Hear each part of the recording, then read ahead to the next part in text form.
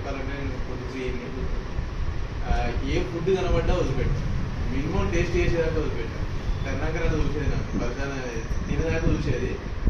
తినిన తర్వాత తమ్ముడు ఎక్కువ తిన్నట్టున్నావు కానీ అంటే ముందు చెప్తే ఏడో హట్ అవుతాడు, ఏడో తినకుండా ఉంటాడు అని చెప్పేసి దయాకరణ కానీ వీళ్ళందరూ చెప్పేది అన్నట్టు. చెప్పినా కూడా వినకపోయేది. ఒక సామెత తిన్నా నేను స్టార్టింగ్లో.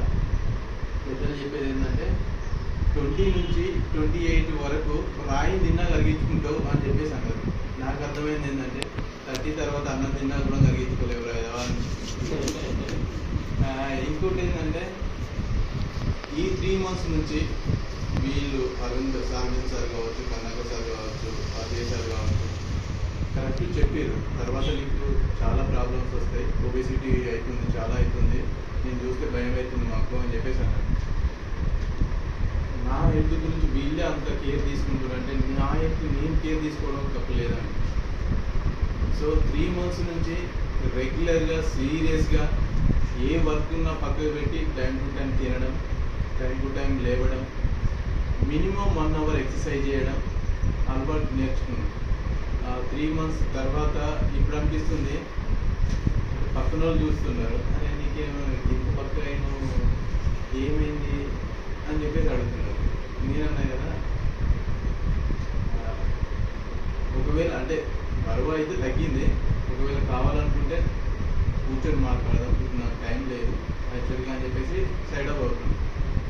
వాళ్ళు కాల్ చేసి రావడం, అరవింద్ సార్ కానీ కర్ణాకర్ సార్ని కలిపియడం అంటే హెల్త్ వెయిట్ ఉన్న అంటే ఓవర్ వెయిట్ ఉన్నప్పుడు డిసిషన్ సరిగ్గా తీసుకోకపోయేది, కాన్సన్ట్రేషన్ సరిగ్గా ఉండకపోయేది, ఏ పని చేసినా ఇమ్మీడియట్గా చిరాకు పడడం, ఇంట్లో పిల్లలపైన కానీ వైఫ్ పైన కానీ చిరాకు పడడం, ఇమ్మీడియట్గా కోప్పడడం, కర్ణాకర్ సార్ వాళ్ళు ఏదైనా పని చెప్పినప్పుడు నేను డిసిషన్ సరిగ్గా తీసుకోకపోవడం అలాంటివి జరిగేది.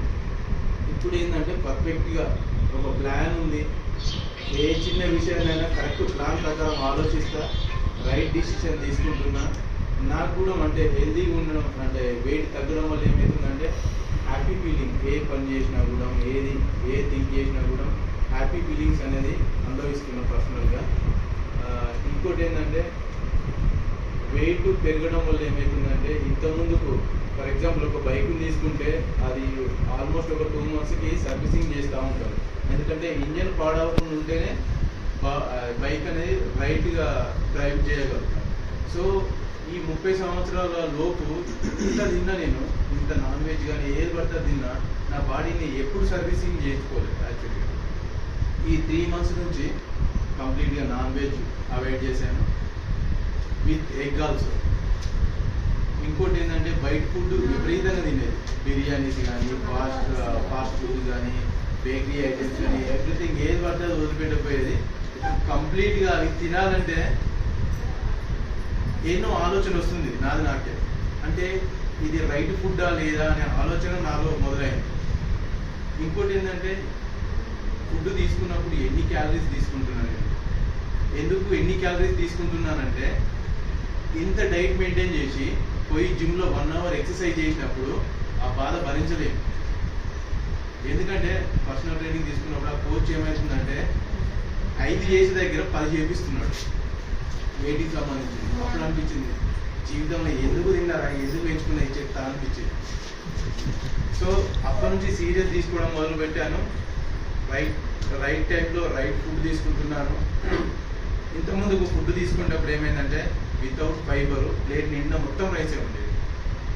ఇంకా నాన్ వెజ్ ఇంట్లో చేసారంటే ఇక అది అది బాధ చెప్పలేని ఇక నాకు అట్లుండేది. ఇప్పుడు ఫర్ ఎగ్జాంపుల్ చూపిస్తాను.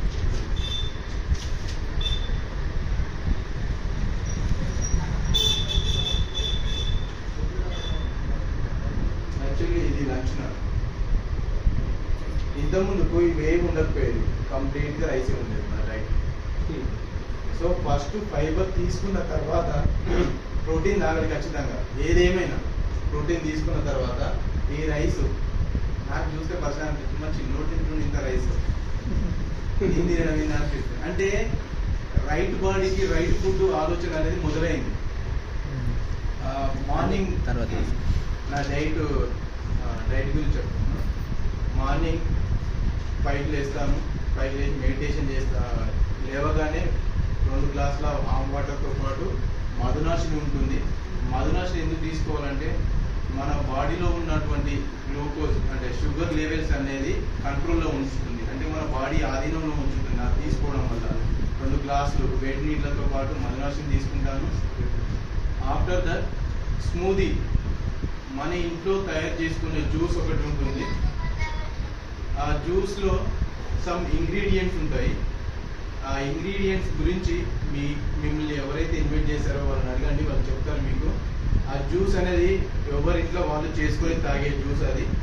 ఆ జ్యూస్ తాగిన తర్వాత ఒక హాఫ్ అన్ అవర్ లేదా 20 మినిట్స్ తర్వాత కంప్లీట్గా జిమ్కి వెళ్తాను. జిమ్కి వెళ్ళి ఒక 1 అవర్ ఎక్సర్సైజ్ కంప్లీట్గా. ఎంత అర్జెంట్ పని ఉన్నా, హాస్పిటల్ పరంగా కానీ ఫ్యామిలీ పరంగా కానీ ఎంత అర్జెంట్ ఉన్నా ఒక 1 అవర్ ఎక్సర్సైజ్ చేస్తాను. 1 అవర్ ఎక్సర్సైజ్ చేసిన తర్వాత ఇంటికి వచ్చిన తర్వాత కంప్లీట్గా ఫ్రూట్స్ తీసుకుంటాను. కంప్లీట్గా ఫ్రూట్స్. బ్రేక్ఫాస్ట్లో ఏం తీసుకుంటాను, దోశ, ఇడ్లీ ఇవన్నీ ఏం లేదు, కంప్లీట్గా ఓన్లీ ఫ్రూట్స్ తీసుకుంటాను. ఫ్రూట్స్తో పాటు విటమిన్ సి తీసుకుంటాను. విటమిన్ సి ఎందుకు తీసుకుంటానంటే ఇప్పుడు డైట్లో ఉన్న కంప్లీట్గా బాడీ ఇమ్యూనిటీ పవర్ అనేది డిక్రీజ్ అవుతూ ఉంటుంది. సో బాడీ ఇమ్యూనిటీ పవర్ పెరగాలంటే విటమిన్ సి అనేది కంపల్సరీ మెయింటైన్ చేయాలి. దాంతోపాటు విటమిన్ సి తీసుకోవడం వల్ల ఏమవుతుందంటే స్కిన్ స్ట్రక్చర్ అనేది కొంచెం చేంజ్ అవుతుంది, అంటే గ్లో రావడం స్టార్ట్ అవుతుంది. పింపుల్స్ కానీ అలాంటి ఏమైనా చర్మ సంబంధ వ్యాధులు కానీ ఉంటే కంట్రోల్లో ఉంటాయి. ఆఫ్టర్ దట్ లంచ్ ఖచ్చితంగా 1 o'clock చేస్తాం. హాస్పిటల్లో ఏదైనా కేసు వచ్చి ఎమర్జెన్సీ కానీ ఆర్టీఏ కేసు కానీ మీటింగ్ కానీ ఏది ఉన్నా పక్కన పెట్టి కంప్లీట్గా 1 o'clock వచ్చి చిన్న బౌల్ రైస్ తీసుకుంటాను. సలాడ్, ప్రోటీన్ తీసుకొని దాంతో పాటు ఒమేగా 3 ఇంతకుముందు కర్ణాకర్ సార్ చెప్పారు కదా, గుడ్ ఫ్యాట్. ఒమేగా 3 అనేది గుడ్ ఫ్యాట్ మన బాడీలో ఉన్నటువంటి బ్యాడ్ ఫ్యాట్ని కంట్రోల్ చేస్తుంది. హార్ట్ రిలేటెడ్ ఇష్యూలు లేకుండా పనిచేస్తుంది.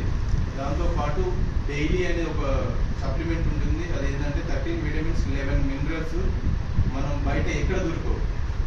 13 విటమిన్స్ 11 మినరల్స్ తీసుకోవాలంటే మినిమం 6 to 7 సార్లు చెప్పినట్టు వెజిటేబుల్స్ కానీ ఫ్రూట్స్ కానీ తీసుకోవాలి. అది మన నిత్య జీవితంలో అది వర్కౌటే కాదు వాస్తవానికి.